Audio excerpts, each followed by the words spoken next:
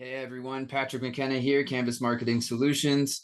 So this is the Google Search Campaign Setup Guide. I'm going to walk you guys through from start to finish how to set up a Google Search campaign in your Google Ads account with kind of the best practices, what you should be aware of, which settings you should be looking out for. Now, keep in mind, this is a very general guide on how to set up your Google Search campaigns. You know, your business is very specific. You might be doing lead generation. You might be some sort of a coach and you're trying to get leads for your service. Or maybe you're a brick and mortar company and you're trying to generate more traffic into your physical location. Or maybe you're an e-commerce company and you're selling products on your website. Google search campaigns can be useful in all of those circumstances, but there's different ways to set the campaigns up depending on what you're trying to achieve. So it's really important to keep that in mind before watching this guide, because Google search and Google ads and just digital marketing campaigns in general are not a one size fits all. That's why we called our company Canvas Marketing Solutions, because we craft custom solutions for you guys, and we put these solutions into place and we manage them for you, and we've been able to do some really exciting things recently, especially in kind of the the wellness coaching industry. The lead generation systems that we're starting to build now and the integrations and automations on the back of those are really proven to be super effective for those types of businesses. So if you do have that type of business, feel free to reach out to me. Or if you have any type of business where you're looking for help, don't hesitate to reach out. I'm always happy to speak to people and help them in any way I can. So without further ado, and without bombarding you with too much information about that, we'll go ahead and we will open up Google Ads and get started. Okay, so this is a blank Google Ads account, a show Google Ads account that we use just to kind of guide you through how we set up campaigns. So the first thing we're going to do is I hope you've watched my previous video on how to set up your account to make sure that you don't set up a smart campaign and to make sure that you have the full suite of and the full available options and settings for your campaign targeting. It's important that you watch that first. If you haven't watched that, it's on my YouTube channel. Go ahead and check it out before you watch this video if you haven't set your account up already, or if you have, you're going to want to make sure you switch to expert mode. That's the key thing. We want to make sure the campaign is set up in expert mode. Okay, so to set up your first campaign, you can do this from the overview page. You can click new campaign here, or you can click campaigns here and click the blue plus symbol. So just to give you an idea of how this interface works, keep in mind, you might be looking at the screen like that, and you might not see any settings on the right-hand side. You may need to click this arrow to pop this settings bar out for you so that you can see these settings on the left.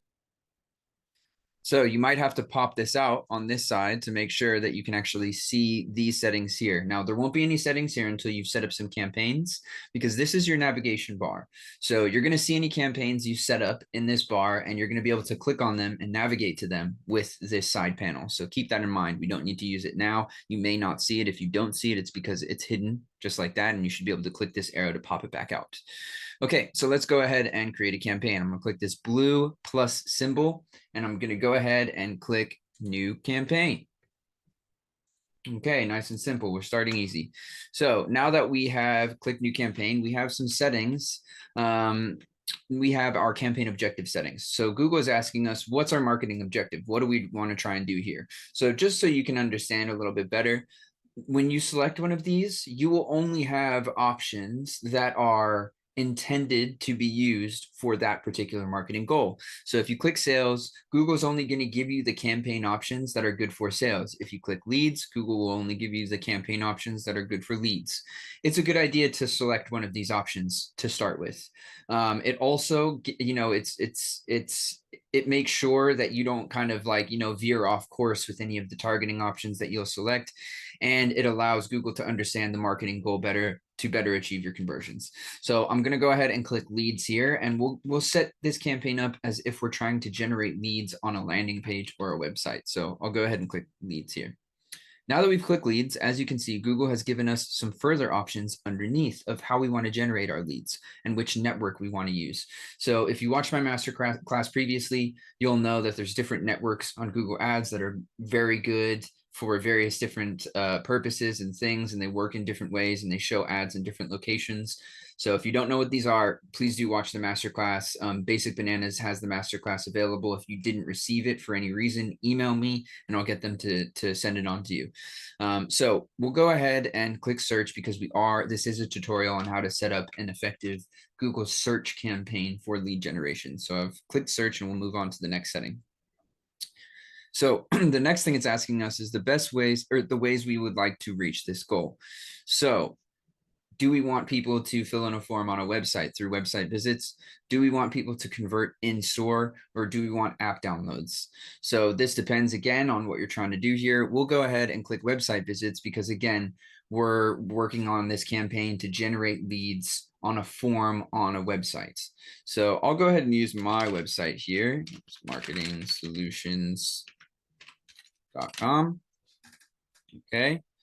And then we will move on to the next options.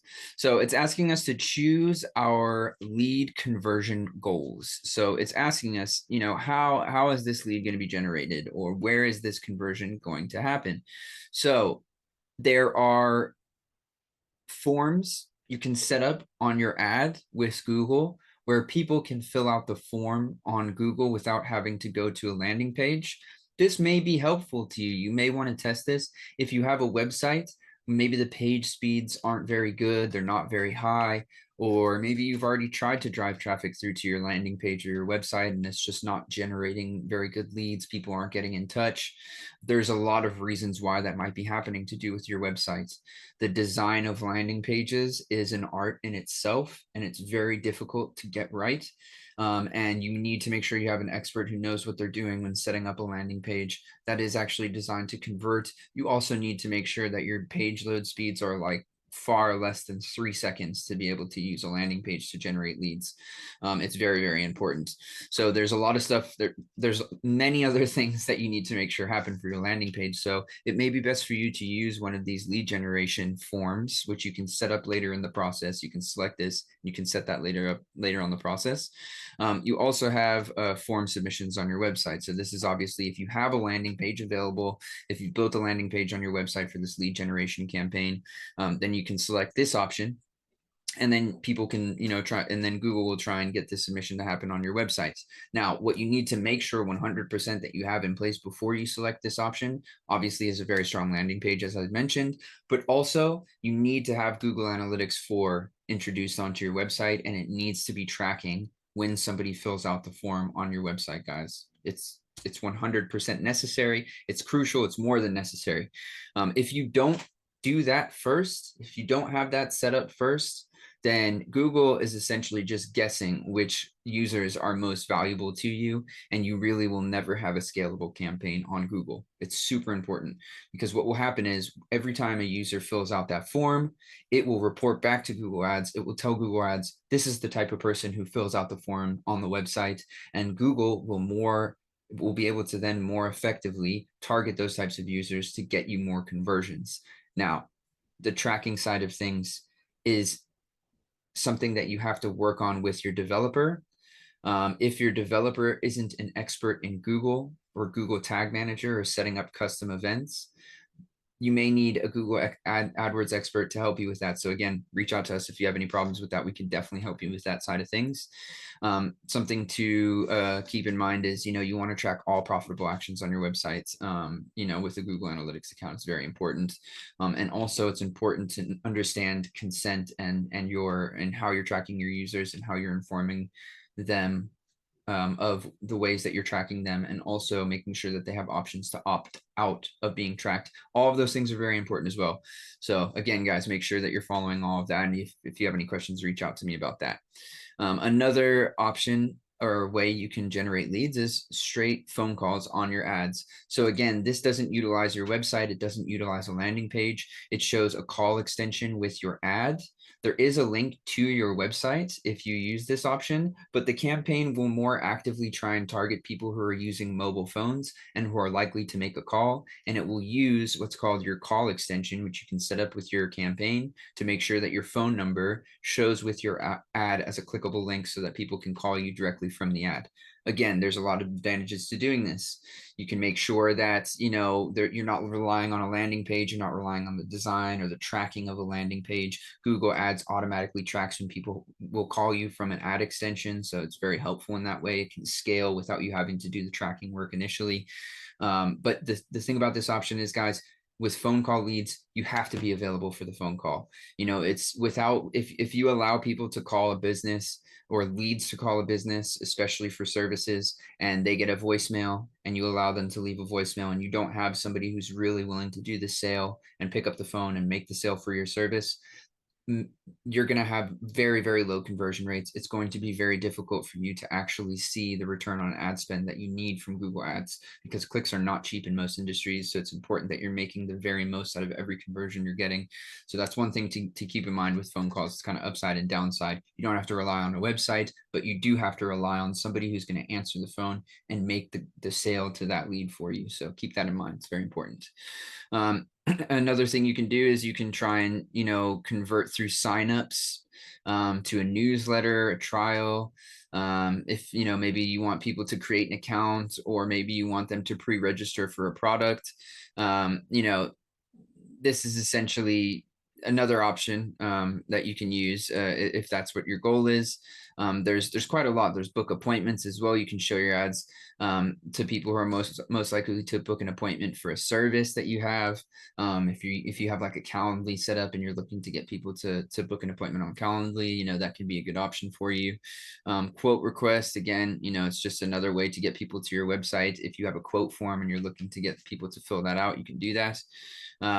Get directions. So what this will do is it will push people through to your Google My Business location. It's not really good for generating leads on a website, so I wouldn't select this for website lead generation, but it is great for getting more people into your shop.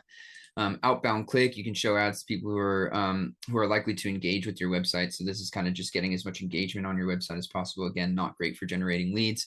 And then contact, people who are most likely to contact, whether that's from your ad or whether that's from a lead generation form or whether that's from a phone call. This can be helpful, but it's, this option is to do with your conversion tracking, because you can categorize all of the ways that people can contact you on your website. You can categorize that in under contact conversions and have the campaign try and shoot for all of those conversions. What I would recommend doing here is, guys, have a really good landing page. If design it very, very well. Make sure it's designed for conversions. Make sure it's specific to the product or service in this case that you're offering. Make sure that it has really good social proof, has good testimonies, has a very, very fast loading speed. It's very important. It's very simple. And the offer is something that your audience just simply wouldn't say no to. You put it to them in such a way that they simply wouldn't say no. So for example, if you are attracting people to a landing page where they're trying to sell their home and you want them to get you to sell their home, the call to action on the landing page shouldn't be sign up and we will sell your home, because you haven't even met this person. That bar is extremely high for them to actually do this from one click from Google. Instead, offer them something a little bit less, something that's not a full commitment. Like, for example, a free consultation or a free call to understand their options for selling their home, or maybe even lower the bar even further, a free guide on selling their home. Download now, send us your email address and phone number. We'll have a representative call you to help you, and you'll get a free guide to download to learn how to sell your home, for example. So, it's all about the offer. But if you have a really strong offer on a landing page that is designed to convert and there's very fast load speeds, then this is your best option. Form submissions on your website is the best option for you. Definitely, you're going to generate the highest quality leads. The leads that you get from Google are always of high quality when you use this option. The second best option is, if you don't have a fast website, if you haven't designed a landing page, then I would recommend you use phone calls from your ads, and then you man your phones and try and make the sales that way. It's a very good way to generate kind of business very quickly for you and start getting a return on ad spend, especially if you're willing to spend the time manning the phones. But for now, we'll keep form submissions from your website selected, and we'll move on to the next option. So Google Ads is asking us to name the campaign. So it's important that you name the campaign according to what you're trying to do with the campaign, whether it be if you're trying to advertise, your all of your services or a certain sect of your services with this campaign. It's important that you label things correctly. The reason why it's important that you label things correctly in Google Ads is because later down the line, you're going to want to create integrations. You're going to want to create systems that where, for example, if a conversion or a lead is generated and it's come from your your house sales campaign, lead generation house sales search campaign on Google, you're going to want to understand that in your reporting. And maybe you'll want to send in a specific email to people who came from that campaign. Maybe you'll want to do that through your email marketing software.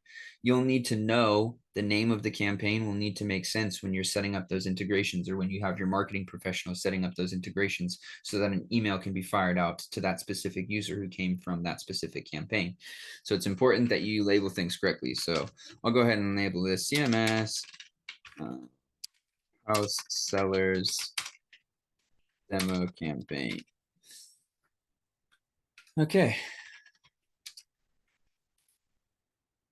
So next option, turn on enhanced for conversions for your account. So what are our enhanced conversions? Well, Google's telling us that enhanced conversions use info customers provide on your website, such as email addresses, which can improve measurement and optimize your campaign. So this is an excellent setting to use. You need to have your web developer or a Google expert implement the required changes for this to actually work in your account. The changes involve making changes in Google Tag Manager and also making changes in Google Analytics and also making changes on your website many times in the code on your website to make sure that this fires correctly. You need to understand some of the things that are happening in the code on your website when people type in their email address on a form, and you need to make sure that that information is being raised from your data layer from Google Analytics, and then you need to make sure that the settings are set up correctly for enhanced conversions to work in your account. So again, this is to do with conversion tracking. It's very important if you're going to want to set up, a really robust conversion tracking system. Make sure that you know all of the leads that are coming from your Google Ads account. You'll need to set up enhanced conversions. So I'll leave that checked for now, and we'll go ahead and click agree and continue. Okay, so Google Ads is asking us for some bidding settings. So what do we want to focus on here? It's automatically selected as conversions, which is what we want to focus on here. I would recommend leaving it as it is. Conversion value can be good, for example, if you have a form that is, if people are filling out that form, it's probably like, for example, it's a free guide. There might be a lesser value to people downloading a free guide that you can set for that conversion. And then maybe like somebody who submits a form that says, a free evaluation of my house, for example, if you're real estate, then, then that might be a higher value. You can set value to each action in your conversion settings. And then you can select conversion value if you want to generate leads in that way. And Google will try and get the highest conversion value for you. So it will be willing to spend a little bit more per click for a higher value conversion. So that is a really good way to set things up if you're trying to drive traffic through to your website and generate conversions. But for now, we'll go ahead and select conversions because we'll assume that we're driving traffic through to one landing page with one call to action, which is usually the best bet, usually your best bet. This option underneath, you can set a target cost per action. So if you click here, you can say, I only want to pay, for example, 20 euros for somebody to fill out a form on my website. Now, what is that actually doing? Well, it doesn't mean that you'll only pay 20 euros every time somebody fills out a form on your website, or that you'll only pay when someone fills out a form on your website. That's not actually how this setting works. The way this works is Google Ads will try and achieve one conversion of your choosing for that amount of money that you've set 20 euros in clicks. So if Google Ads realizes by starting to show ads that it can get clicks for €1, for example, then it will try and make sure that it generates at least one form fill for every 20 clicks that it can generate. Now, if it doesn't do that, it will start bidding less aggressively, and it will start trying to find out how it could possibly generate conversions, and the system can get very desperate. So what will happen is say for example, you've run your budget at 33 euro per day, which is 1,000 per month, and you have your target cost per acquisition as 20 euros, and the campaign has already spent 100 euro over, say, 3.5 days. You might actually see that the campaign will stop showing your ad. It will pull back on impressions. It won't enter into the auction for ad space as willingly or even at all. At a certain point, the campaign will stop running because it wasn't able to achieve that target cost per acquisition. So it just stops trying. Essentially, that's what happens eventually. So keep that in mind. And you really don't want to set a target cost per acquisition from the beginning. You want to allow Google to try and run those ads, to try and understand, how much you can actually get an acquisition for, how much you can actually get a conversion for. And then you set your cost per acquisition. Once you have enough conversion data in your account, I would recommend at least 30 conversions within 30 days. And I would recommend setting your cost per acquisition a little bit higher than what your actual cost per conversion is to start with, and then work your way down with that cost per acquisition to get Google to fight to get you better cost per acquisition. And it will be more strict with the way it's showing your ads as you're doing that. You slowly do it slowly to make sure that you're not missing out on any opportunities, but also you're bringing your cost per acquisition down. So that's essentially the way you use that setting, but I would leave it blank during your campaign setup and click next. So once you've clicked next, you'll see your campaign settings. So in this top section, it's asking you what networks you want to advertise on. You have the search network, which, as I have explained in my previous video, is Google Search. You can also include search partners, which again I explained in my Google Ads masterclass. These are just other search engines that essentially use Google as an engine. You can also choose to opt into the display network. I wouldn't recommend opting into a display network with your search campaign. I would recommend deselecting this option. The reason why I would suggest that is because if you want to advertise on the display network, you can set up a display campaign, and then you have control over your search budget and your display budget. And you can decide, okay, I want 25% of my budget to go towards display, and I want 75% of my budget to go towards search. Without, if you allow Google to do whatever it wants here, you might set up like, a campaign where Google Ads, your keyword targeting is very specific or strict, for example, and you're only spending maybe 20% of your budget on Google search, and then Google is essentially just spending the rest of it on display because it just likes spending your full budget, and it will do that. So I would recommend deselecting Google Display Network and moving on to the next section. So next section is obviously location options. So you can choose a country. You can enter in a location here by clicking enter another location by typing a location in. For example, you can, type in Australia, or maybe you want to type in Sydney here, or a Sydney airport. There's specific locations, there's regions, there's a lot of different options here. You can also go to advanced search, which opens up a map, and you can choose like a radius target. For example, if I wanted to target Dublin City and I wanted to target nearby here, it tells me all the different counties. It tells me different options of things in Dublin and ways I can target Dublin. Or you can click radius, and you can actually type in an address here. So any specific address. So if, for example, we were to type in, let's see, Central Bank, Ireland. So we can actually target 20 meters around that, or sorry, 20 miles around that, or we can reduce it. So if we wanted to reduce it, here is the targeted location here. We could click this pencil. We could drop this to, say, for example, 5, click save, and it would reduce it. We could reduce it again if we wanted to, and bring it down to like 1, for example. And now we're right around that kind of central bank area in Dublin. So that's one way to kind of target, but you have a lot of different location targeting options. What I would recommend doing here is, it gets tempting to get really, really specific with your location targeting here and start typing in, for example, like postcodes or very specific little neighborhoods and areas and things like that. That's usually not your best bet. Okay. What your best bet is really is just to keep things as open and as broad as you possibly can without, being ridiculous or being off targets. Because Google will more effectively, it will have a bigger pool of people to understand, it will have more data to understand, and it will find opportunities for you within locations. It's really, really difficult to know where those conversions will come from at first, and you really need to get that conversion data from the get-go. So I would always recommend, if you're, if you're an Irish, for example, if you're an Irish company, target all of Ireland for your lead generation campaign. If you're an Australian company, Australia is a very big country, but you might want to target all of, for example, Sydney. If you're a Sydney-based company, if you're a digital company, target the entire country. Definitely target the entire country.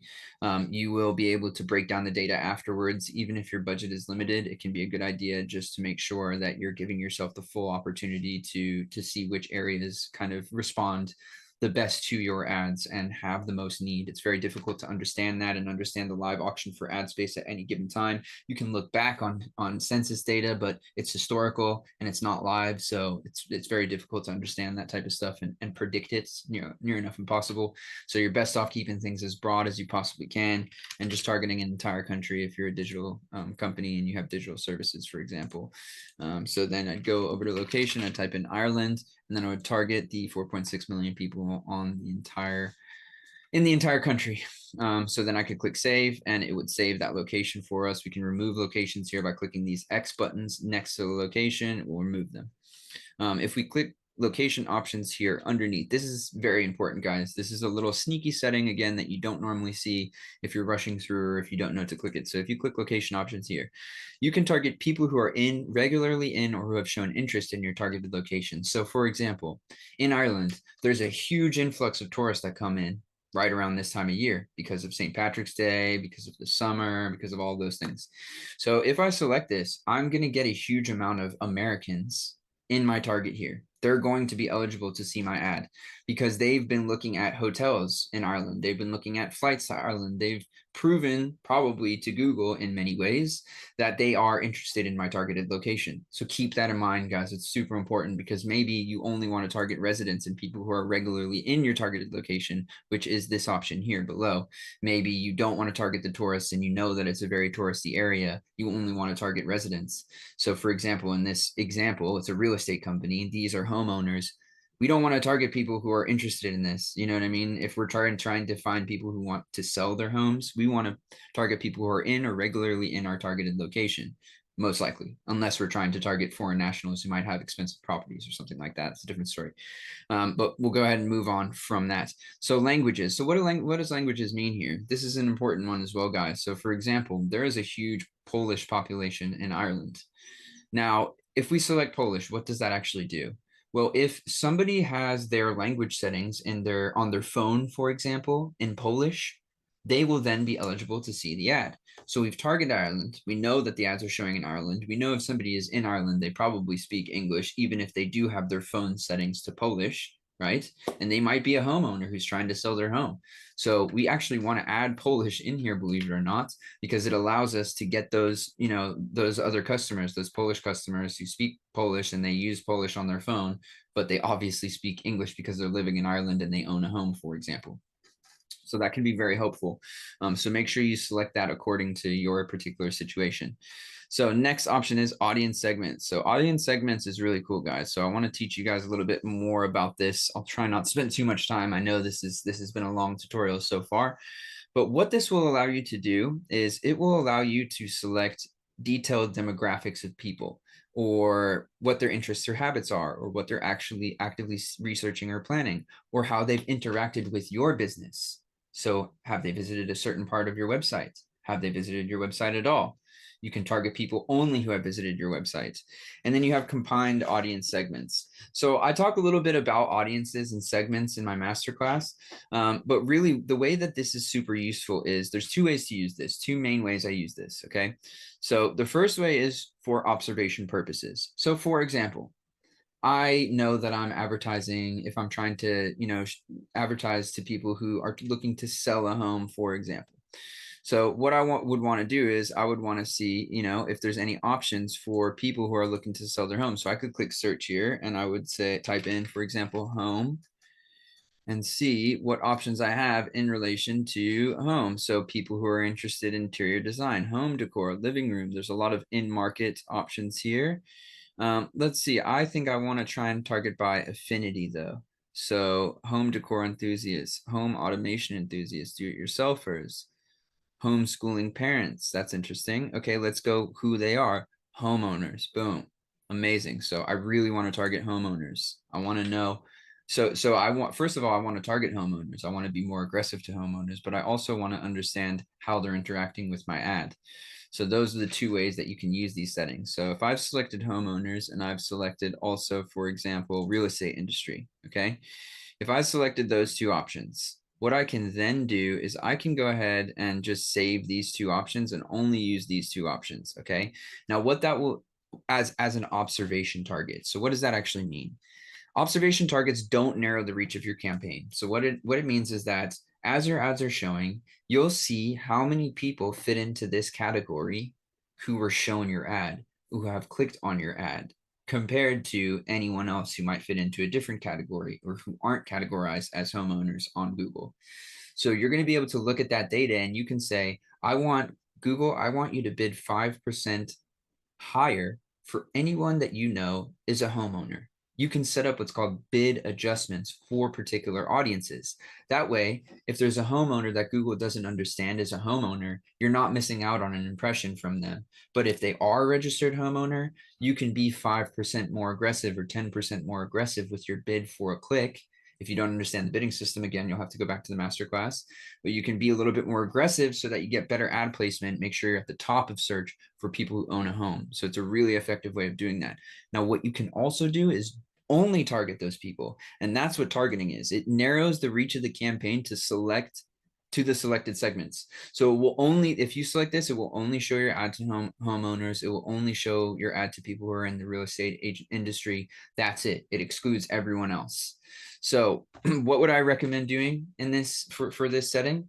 Well, I only ever really use targeting as a setting for my search campaigns if I am using it to remarket. So how does that work? Well, if you select targeting here and you also have an audience, a custom audience created in your account for people who have visited your website. So you would need to do that through Google Analytics 4 and then import that audience into your Google Ads account, which I'll show you in a later tutorial how to do. Or if you want to get in touch, we can do that for you. So once you've done that, you now have people who have visited your website or people who have visited a certain part of your website. I would select them and then select target. And I would launch a campaign just dedicated to those people who have visited the website before. They're going to see a different message that acknowledges that they've been to the website, or maybe they're going to see a message that acknowledges that they've been to a certain part of the website. So for example, maybe I'm also targeting, say, home buyers, people who are looking to buy a home, for example. And I noticed that I've set up a custom audience for people who have viewed homes that are less than 200,000 euro. Not many of them out there nowadays, to be honest, but let's say I set up a custom segment just to track people who viewed those homes. I could then set up a campaign with a target of people who had viewed that price range of homes to show them an ad offering that price range of homes. So now you are remarketing. That's called search remarketing. So search remarketing can be great. You're making sure that you're present for anyone who has been to your website who's already qualified by showing interest. You can set up, remarketing campaigns for people who have filled out forms, et cetera, et cetera. The minimum size for a search remarketing campaign is quite high. I think the requirement is 1,000 people. I'll link the requirements for search remarketing below in the YouTube video and what Google says about that. But it's a real great way to retain customers, retain audiences, make sure that you're, present. Maybe you sell products. You sell, for example, maybe you sell cameras and you've noticed that people have been to your website and they purchased a certain type of camera. Now you want to remarket so that if they ever type in any type of lens model to suit that camera, you want to make sure that you're showing at the top of Google search. You can do that with this. Any purchasers of this camera, that's what I want to use as a target, and then use keywords for all of the models of lenses that they might be typing in. And now you have a really effective Google search remarketing campaign that's specific to your target audience. if if you're not, if I wouldn't recommend using one of these options, one of Google's options, one of their targeted audiences as a target here. It narrows things down too much, and you miss out on too many of those audience signals. You need to base who you're showing your ads to on data that you've gathered through your account, because it's going to be specific to your landing page, your business, your offering, all of those things. So I would always recommend just using an observation for these general detailed demographics that Google has here. And I'd recommend starting that way and then setting bid adjustments to increase the bids for your audiences. So we'll move on to the next option. So this option is asking you if you want to use broad match keywords. So broad match keywords are keywords that work with AI to show your ad to people who are more likely to convert, and they're not as search term based. So if you set up a broad match keyword for, sell my home, for example, if somebody typed in buy my home, or how much can you sell a home for, or how much did my favorite celebrity sell their home for, those actually have the potential to trigger your ad if Google believes that user is likely to fill out a form on your websites. So it can be good to test broad match keywords. I usually don't use broad match keywords. What I usually do is I use a combination of phrase match and exact match keywords in most of my search campaigns. And I leave my broad match and broad targeting up to my performance max campaigns, which I run alongside my more specific search campaigns. I let those two run, and then I decide which one is performing better. And I'll usually pull one if it's not performing. In most cases, it's the search campaign. Usually Performance Max does a very, very good job with broader keywords than a more specific search campaign, but it really does depend on the business, the service, the landing page, the offering, the auction for ad space. That's why it's important to test first, because it depends on all of those things and it's very unique. So if we click, so I leave this off for now and we'll move on. So if I click more settings, we can scroll down, we can see more settings here. You can select your ad rotation. Ad rotation is just, do you want Google to use the best performing ads, or do you want them to rotate indefinitely? If you have multiple text ads you're going to set up, I would always leave this on optimize. Click more settings. You can set an end date to your campaign for your campaign to end at a specific date. You don't have to. It's good if you don't plan on logging in again and you just want to run them for a month or a week or 2 weeks. It can be helpful. Ad schedule. It's a good idea to click here and set an ad schedule. So maybe you want to only show your ad Monday to Friday, or maybe you want to do it all days from, for example, 8 a.m. until, or 6 a.m. until, let's say, 8:30. So setting this up, it crunches your budget into those times so you get more out of your bang out of your buck. It may be a case where people are going to convert after a certain time or before a certain time, and you do want to capture those people, but in most circumstances, businesses don't want those type of people. They're up late, they're submitting these leads, they can't get back to them very quickly, they're usually not that serious. So it's something to keep in mind. We can click more settings here. We have URL, campaign URL options. You don't have to use this. It's to do with custom campaign tracking and things like that. It's not important for what you're trying to do. Your developer, when you ask them to track certain things on your website, they might ask you to do something with this, but you don't have to by default. And then brand restrictions. So if there's any brands you don't want to show your ad with, for example, like ASOS, Amazon, eBay, maybe you just don't want to show your ads next to those brands, you can choose those brands by clicking here and then adding them to your campaigns. Again, you don't have to do this. You can go ahead and click next at the bottom to move on.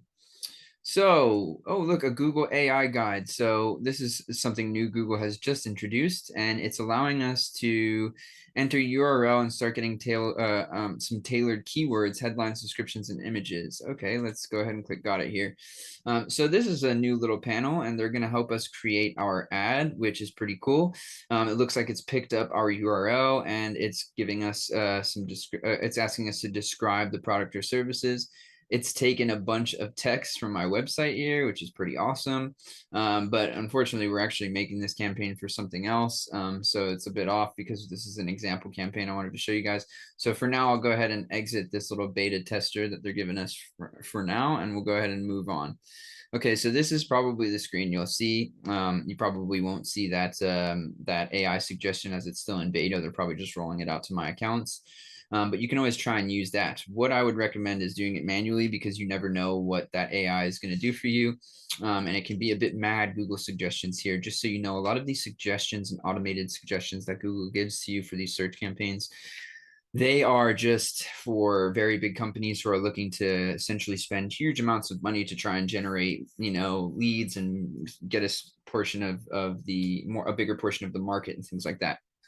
So, for example, it's given me 1, 2, 3, 4, 5, 6, 7, 8, 9, 10 broad match keywords. So if anyone was to type in anything relating to these particular keywords, then they would be able to see my ad. So it's telling me that there would be a weekly cost of running all of those keywords of 2,463 euros a month. So we're not going to do that. And that doesn't make any sense for most business owners, especially small to medium business owners, right? So we have to take that into consideration, and we really can't be using keywords like that. Google Ads will suggest a ridiculous amount of keywords here for you. Okay. They're going to tell you should use 20, 30, 40, 100 keywords. That's not going to be helpful for you. Okay.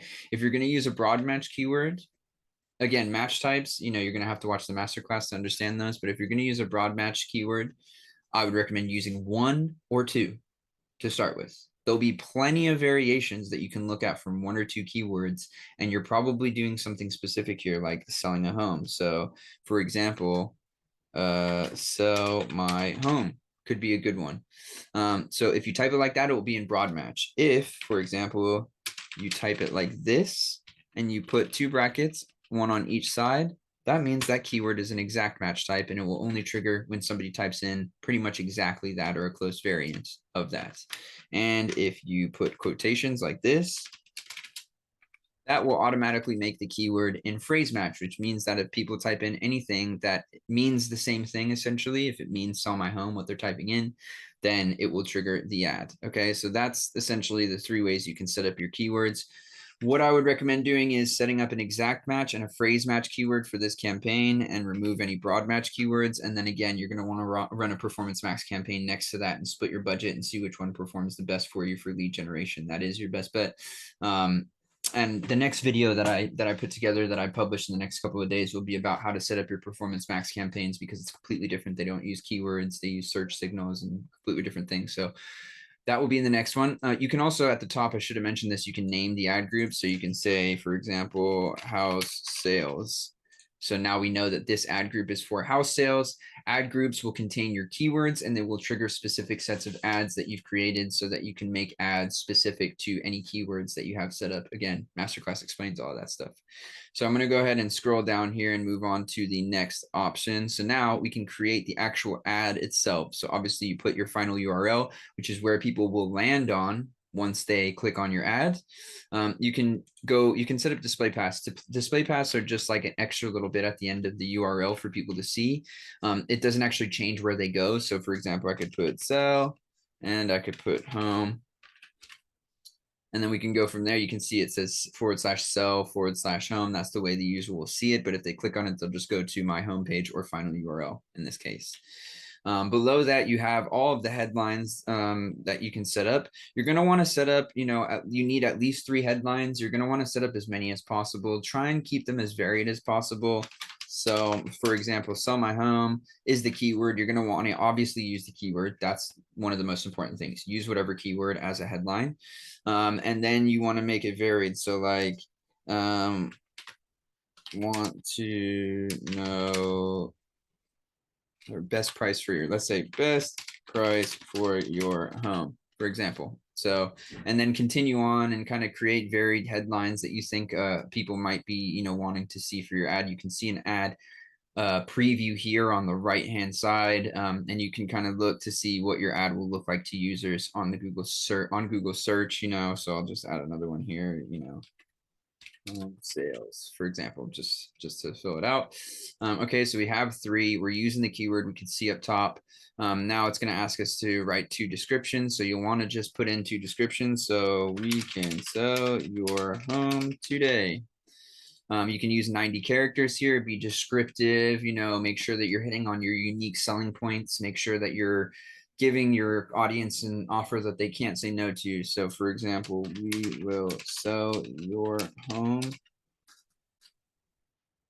quicker than, all right, we'll sell your home in 1 month. We'll say that. Okay, mad claims. But then, you know, they'll see, this is how they'll see the ad. You can see a little preview on it. You can see it on desktop as well by clicking here. And then if you scroll through here, and it will show you the different variations of how it will use the headlines and so on and so forth. So you want to add your business names and logos. You'll need to complete advertiser verification in order to use this feature, which if you click up in tools and settings, you can then go to advertiser verification. It actually is under, it should be under your billing settings, but I'll make a video on how to actually complete advertiser verification and I'll upload that as well. But you'll need that just to be able to, or you can literally just click get access. And if you click get access, it will bring you straight to the part of your account where you need to do whatever you need to do to verify your account. There's no billing on this, so we can't verify the account, but after you type in your billing, it will then ask you to verify your account as well. And then you can use business names and logos. Account verification just involves submitting details about your company and so on and so forth. So site links are other extensions that you definitely want to set up. Site links are links that go to different parts of your website. So for example, the services offered part of your website. You can create one of those. You can write description for those. You can create a blog center site link, okay? And then I'm just going to create these so that you can see. You do want to enter some descriptions in there. They do help with performance. So make sure you do that. But just for demonstration, I'm just going to click through here. So obviously you have the site link text. That's what they see, the descriptions, and then which URL they'll go to if they click on that particular link on your website. So now I can click save here. Now the ad will show with these little links underneath it so that people can click on those links and go directly to whatever page on your website you want they want to go to. It can massively increase your click-through rates because those site link extensions, they look much better than that on actual devices. The preview is not very good, but they actually can take up to 25 to 30% more real estate on that search page. So if you're at the top of Google search and you have 6 site link extensions, you're taking up like a lot of space on the user screen. So it can be really effective to set those up. Next option is call outs. So call outs are essentially just, you know, call outs to your company. So, you know, they're just additional text that you can add of like different offers or, you know, different services that you want to point out that you have available. So for example, we could say like, you know, free property assessment, just as an example, right? And then you can click save, and then that would show with the ad when possible at the end of the text. See, free property assessment. Okay, so that's essentially all, you know, a lot of what the way you do. You can click done. That will actually complete the ad here. And the ad, so you have the keywords and the ad, that's what's contained in this particular ad set, which is called house sales. You can click next to save that ad set. So now Google is going to tell you what the recommended budget is for the keywords that you've selected. You can set a custom budget here. The recommendations can be a bit all over the place here, to be honest with you. They can be very, very high sometimes, or they can be very low. I would recommend just setting your custom budget to what it is you can afford for the month. And then you can decide what kind of, you know, as you're getting clicks, you can decide what it is going to happen with the campaign, whether you want to spend more, whether the clicks are too expensive, whether you need to change keywords. You'll be able to decide that once you enter into the auction for ad space. So I'm going to go ahead and click next. So Google is now checking for errors. This process can be a bit glitchy, just so you know. So sometimes it can run an error, even though everything is filled out. If it runs an error, you may need to go back to these previous steps by navigating your mouse over here and clicking on one of the steps, and then maybe just entering the information again or fixing whatever issue it might run into. But once it's done and it's processed, you can then publish the campaign by clicking publish. Now, don't worry, when you click publish, it's not going to just within that second start spending your budget. It's not, you haven't dedicated a month's worth of budget towards a campaign. You haven't signed any contracts. You haven't committed to anything. You can always just simply click on the campaign on the left-hand column and then click this enable button and pause the campaign until you're ready to go. Maybe you want to make some further changes to the campaign. For example, this campaign, we chose to select the website conversions, website lead forms, all of that stuff. But maybe we want to show a call extension so people can call us directly from the ad instead of going to the landing page if they're on a mobile device. It's a good idea to do that, right? In most circumstances for most businesses. So the way we would do that is we would click on ads and assets here. Okay, and then we would click on assets because we would need to create the call extension. Okay, now on this screen here, we have all of these extensions that we can use that may be set up or not set up.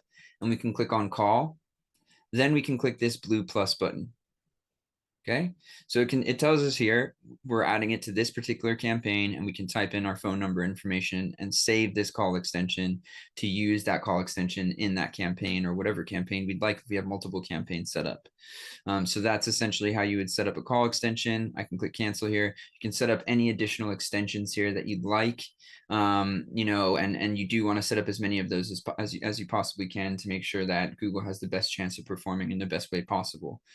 Okay, so I know that's quite a lot of information.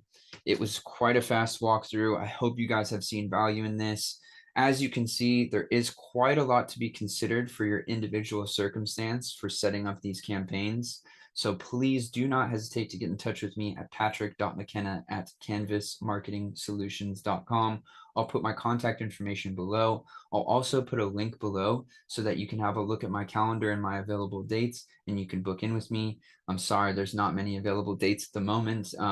We are extremely busy. We're really, you know, we're really seeing some groundbreaking results for our lead generation campaigns at the moment. So I'm really excited to share that with you. I'm really excited to talk to you about your business and see how we can help you guys. The call is absolutely free that you have with me. There's no commitments or anything like that that you have to make. I'm really just interested in helping. So feel free to set up a meeting, and we'll have a quick call and figure out what it is you're trying to do. I'll answer any questions you have about your Google Ads campaigns or setups, and we can go from there. So please, if you guys haven't already, please subscribe to the YouTube channel. It really, really helps me a lot. If you could like this video as well, if you found it useful, that would be very helpful. And what I will also do is, you know, within the next couple of days, you're going to see my Meta Ads Masterclass follow-up video of how to set up a Meta Ads lead generation campaign. You're also going to see how I set up Performance Max campaigns, both for lead generation and for e-commerce. All of that will be coming out on this channel in the next couple of weeks.